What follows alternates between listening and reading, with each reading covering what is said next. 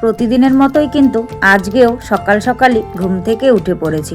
ঘুম থেকে উঠেই দেখো আমি ঘর ঝাড়ু দেওয়া থেকেই আজকের দিনটা তোমাদের সঙ্গে নিয়ে শুরু করলাম। আসলে কি বলো তো, ওই ভেতরের ঘরটায় লাইট জ্বলছে না, সে কারণে আর ওই ঘর ঝাড়ু দেওয়াটা তোমাদের সঙ্গে শেয়ার করলাম না। এই ঘরটা ঝাড়ু দিয়ে নিয়েছি, এখন দরজাটা খুলে দিচ্ছি।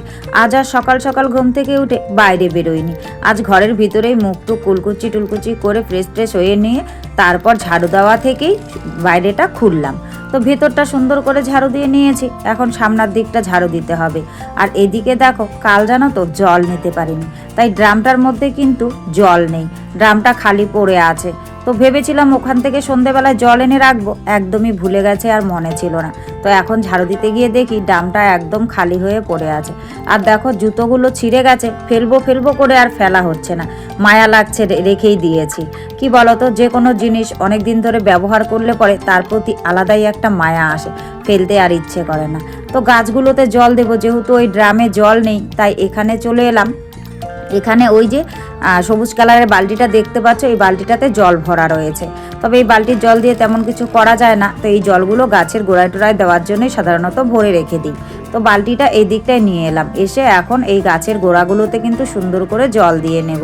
আসলে এই জল দেওয়ার কাজটা আমার রোজকার কাজ হয়ে দাঁড়িয়েছে, আর সংসার জীবনে এই কাজগুলো তো থাকবেই, তাই না বলো? আমাদের প্রত্যেকটা গৃহিণীরই কিন্তু সকালবেলায় ঘুম থেকে ওঠার পর থেকেই শুরু হয়ে যায় কাজের সঙ্গে লড়াই। আর এই লড়াই করে সারা দিন চলতে হয় রাতে ঘুমোতে যাওয়ার আগে পর্যন্ত। আসলে শুধু আমি নই, প্রত্যেকটা গৃহিণীই কিন্তু এরকমভাবেই কাজ করে। তো গাছের গোড়াগুলোতে জল টল দেওয়া কমপ্লিট করে নিয়েছি, এখন উঠোনটা ঝাড়ু দেবো, তাই উঠোনটাতে জল দিয়ে নিচ্ছি। বর্ষা বাদলের দিন না আসলে এই কাজটা আর আমার থেকে মুক্তি পাবে না, তাই প্রতিদিনই করতে হবে। তো খুব বেশি পরিমাণে জল দিচ্ছি না, সামান্য পরিমাণেই জল দিচ্ছি, কোনো রকম করে ছিটিয়ে। আর এইদিকে দেখো সকলেই ঘুম থেকে কিন্তু উঠে পড়েছে। ওই কাকু প্রতিদিনই সকালবেলায় ঘুম থেকে উঠে পুজো করেন। আসলে উনি মন্দিরের পূজারী, প্রতিদিন সকালবেলায় উনি মন্দিরে পুজোটা করেন, তারপর বাদবাকি সকলেই কিন্তু আমরা পুজো করি। তো যাই হোক, জল ছিটিয়ে দেওয়া কমপ্লিট হয়ে গেছে, এখন আমি উঠোনটাকে ঝাড়ু দিয়ে নেব। তো উঠোনটা ঝাড়ু দিতে দিতে চলো আগে নিজের পরিচয়টা দিয়ে নিই। শুভ সকাল আমার প্রিয় বন্ধুরা, সকলে কেমন আছো? আশা করছি যে যেখান থেকে আমার এই ভিডিওটি দেখছো সকলে ভালো আছো, সুস্থ আছো। আর আমরাও খুব ভালো আছি। অরুণাচল প্রদেশের এই ছোট্ট পাহাড়ি গ্রাম থেকে আমি মামনির সংসারের আরও একটি নতুন ব্লগে তোমাদের সবাইকে স্বাগত জানিয়ে তোমাদের সবাইকে সাথে নিয়ে আজকের ব্লগটি শুরু করে দিয়েছি। আমি আশা করছি আজকের ব্লগটিও তোমাদের খুব ভালো লাগবে, তাই সম্পূর্ণ ব্লগটি জুড়ে আমার সাথে থাকার অনুরোধ রইল। আজ হলো মঙ্গলবারের সকাল, আর ঘড়ির কাঁটায় বেলা বেজেছিল সকাল 5:30। আর 5:30 থেকেই আমি তোমাদের সবাইকে সাথে নিয়ে আজকের ব্লগটি শুরু করে দিয়েছি। যারা নতুন এসেছো, আমার ব্লগটি যদি ভালো লাগে প্লিজ একটি লাইক করে চ্যানেলটি সাবস্ক্রাইব করে আমার পাশে থেকো। আর যারা আগের থেকেই আমার পাশে আছো তাদেরকে আমার অসংখ্য ধন্যবাদ, আর আমার মন থেকে অনেক অনেক অনেক ভালোবাসা। তো বন্ধুরা, তোমরা দেখলে যে আজ কিন্তু আমি ঝাড়ু দিয়ে উল্টো দিকে নিয়ে এসেছি। আসলে কি বলতো, এই যে জায়গাটায় সেদিন ঝোড়ো হাওয়া আর বৃষ্টির কারণে প্রচুর পাতা পড়েছিল, ওই সাইডটা ঝাড়ু দিয়ে একদম পেছন দিকে নিয়ে গেছিলাম, তোমরা এর আগের ব্লগে দেখেইছো। কিন্তু এই দিকটা আর ঝাড়ু দেওয়া হয়নি, তবে এই দিকটা ঝাড়ু দিয়ে ওই দিকে টানতে গেলে না ভীষণ কষ্ট হয়। তাই ভাবছি যে এই দিকটায় ঝাড়ু দিয়ে এনে এখানটায় জড়ো করে রাখি, তারপর কোনো কিছু দিয়ে তুলে নিয়ে ফেলে দেওয়া যাবে। সে কারণে আজ কিন্তু উল্টো দিকে আমি ঝাড়ুটা দিলাম, ঝাড়ুটা দিয়ে এখানটায় সুন্দর করে পাতাগুলোকে এখন জড়ো করে রাখবো।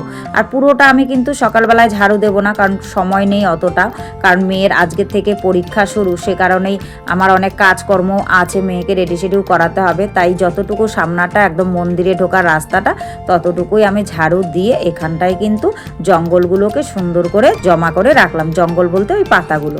তারপর ঝাড়ুটা ওখানে রেখে দিলাম, রেখে দিয়ে এখন পাটাকে ধুয়ে নেবো। ওই যে বালতিতে আর একটুখানি জল ছিল, তো দেখি বালতির জলটায় নিচে কি কাদা পড়ে আছে, তাই ড্রামের একটুখানি ছিল ওটাই দিয়ে আমি পাটা ধুয়ে নিলাম। পাটা ধুয়ে ঘরে চলে এসেছি। আর আজ কিন্তু সকাল সকাল ব্রাশ করিনি, এখন ব্রাশ করছি। আর ব্রাশ করতে এই দিকটা এসেছি, এইদিকে জায়গাটা দেখো একদমই ছোট ছিল, তারপর আমি করেছিলাম কি ওই দিকে জায়গাটা একটুখানি বাড়িয়ে ওখানে পাথর টাথর এনে দিয়েছি, কারণ মাটিতে পাটা রাখলে ভালো লাগে না, পাথর টাথর দিয়ে রাখলে তাহলে কাদা টাদা ততটা ভরে না, সে কারণেই কিন্তু পাথরগুলো দিয়ে রাখছি। আর এইদিকে এখন বেশ মুখ টুক ধুতে বেশ ভালোই হয় স্নান টান করতে। তারপর সোজা চলে এলাম রান্নাঘরে। রান্নাঘরে এসে দেখো মেয়ের জন্য বানিয়ে নিলাম ম্যাগি, কারণ মেয়ে আগেই বলেছে প্রতিদিন ভাত খেতে ভালো লাগে না, মাঝে মধ্যে ওকে একটু অন্যরকম খাবারও দিই, তাই ওর জন্য বানিয়ে নিয়েছি ম্যাগি। আর এখন আমার জন্য করে নিলাম 1 কাপ চা। এখন ওটা ম্যাগিটা ঠান্ডা হতে থাকুক আর আমি আমার চাটা নিয়ে এই দিকটায় চলে এসেছি।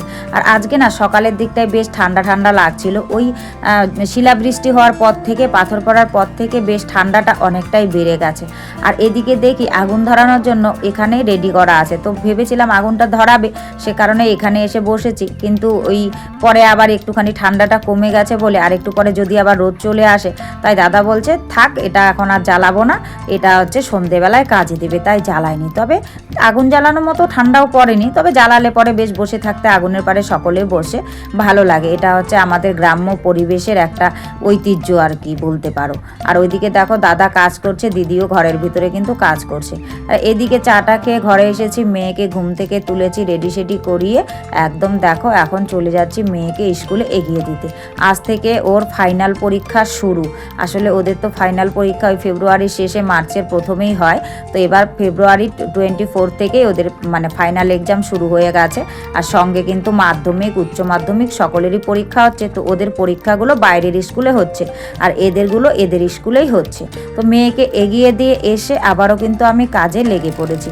দেখো এসেই দেরি না করে একটুখানি পাটা ধুয়ে নিয়েছি, কারণ অত দূর রাস্তায় গিয়ে দিতে গেছিলাম, তো পাটা না ধুলে পরে ভালো লাগে না, তাই পাটা ধুয়ে ঘরে ঢুকে এখন কিন্তু বিছানাটাকে সুন্দর করে আমি গুছিয়ে নিচ্ছি। বিছানাটা গোছানো হয়ে গেলেই অনেকটা কাজ হালকা মনে হবে। আর জানো তো বন্ধুরা, আমরা সকলেই কিন্তু স্বপ্ন দেখি। আসলে কি বলো তো, সেই স্বপ্ন দেখতে স্বপ্নের দুনিয়াটা খুবই সুন্দর মনে হয়, কিন্তু স্বপ্ন পূরণ করার লড়াইটা খুবই কঠিন।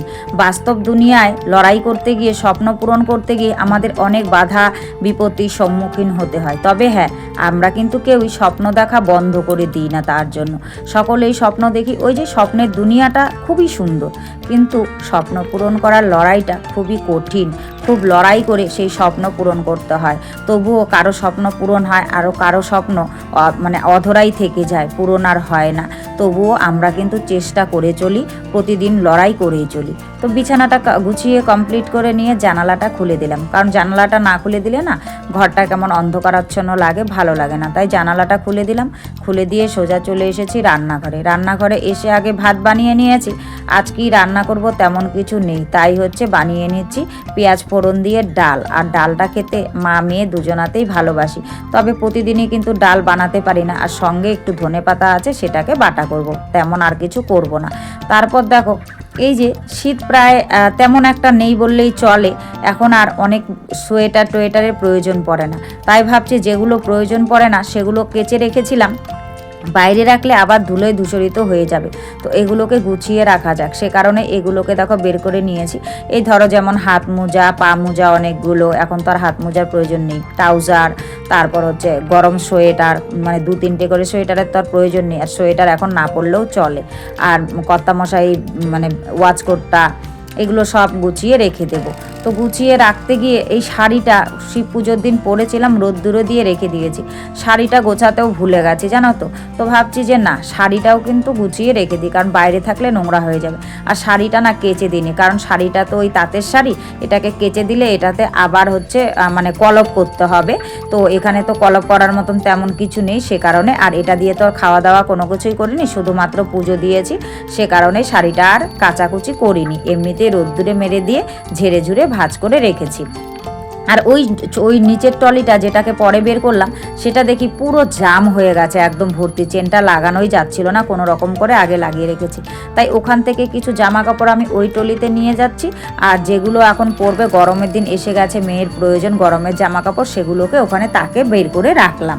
কারণ কিছু বের করতে গেলে তো, কিছু ঢোকাতে গেলে তো কিছু বের করতেই হবে, খালি করতেই হবে। আর আমার যেহেতু এখানে আলমারি টালমারি কোনো কিছুই নেই, এভাবেই কিন্তু জামা কাপড়গুলো গুছিয়ে আমি রাখি। তো আজ কিন্তু এ পর্যন্তই ভিডিও শ্যুট করেছি বন্ধুরা। সব মিলিয়ে ভিডিওটি কেমন লেগেছে অবশ্যই কিন্তু তোমরা কমেন্ট করে জানাতে ভুলো না।